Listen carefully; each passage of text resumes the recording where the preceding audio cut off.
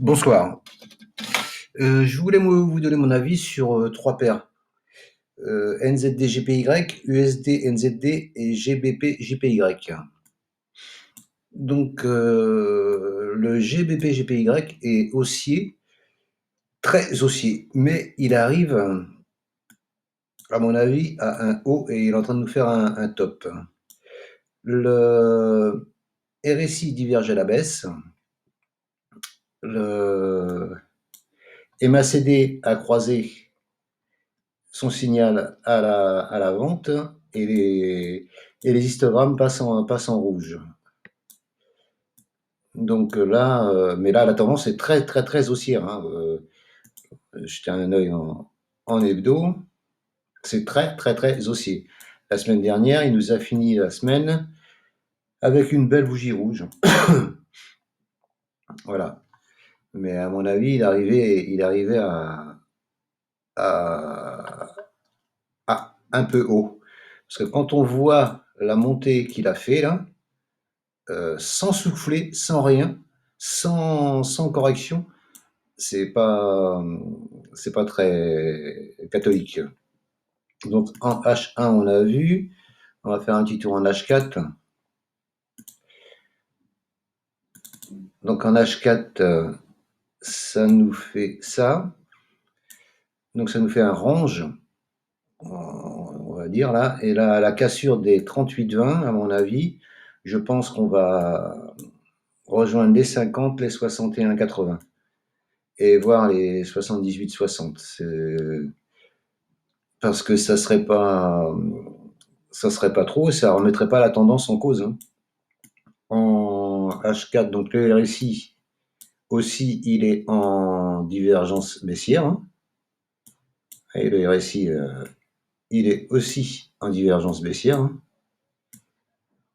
Et là, ça monte, là, ça descend. Et le MACD passe sous zéro et est sous son signal. Donc de là, maintenant, vendre une tendance haussière comme ça, c'est vraiment du contre-tendance, quoi. Pourquoi pas? C'est jouable. C'est jouable. Après, faut, faut être dessus, à mon avis. Il faut serrer les stops.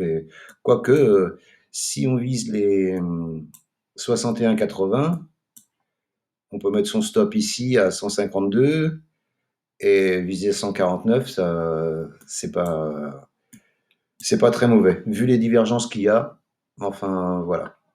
Voilà sur la paire GBP-GPY. Le NZD, le USD-NZD. USD-NZD, USD-NZD, il est où? USD-NZD, voilà. Alors le USD-NZD, il y a en préparation, hein, c'est pas fait. Hein. Il y a une ETI qui se prépare. Hein. Voilà. Donc, je pense que je vais attendre. Hein. La sortie, mais cette fois, je vais attendre. Je vais pas faire comme je fais d'habitude. Hein.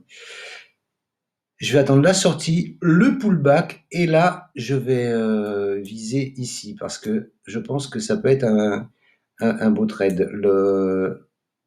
L'épaisseur de la tête nous ramène ici. Alors effectivement, c'est large, hein, c'est pas un prix fixe, hein, mais ça nous ramène ici.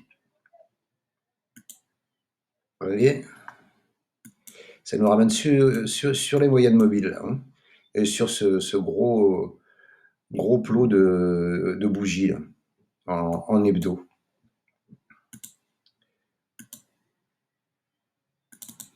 Donc là,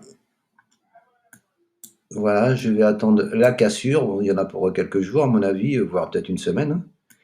Et le RSI, il y a une belle divergence haussière qui a déjà donné, hein, qui a déjà payé. Hein. Ça a déjà monté tout ça. Là. Le MACD, il passe en positif. Donc voilà, je sais qu'il y en a qui... Je sais qu'il y en a qui anticipent comment, les épaules, tête-épaule et qui prennent ici, là, qui prennent ici.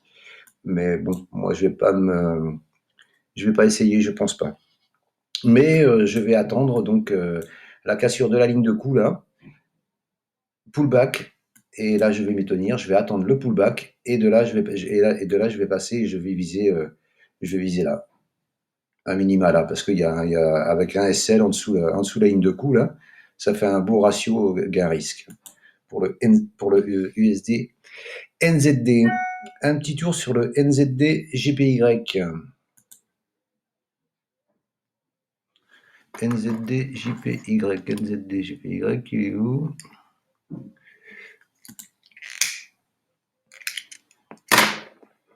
Alors le NZD JPY, par contre, lui, il nous a fait un double top qui n'est pas validé.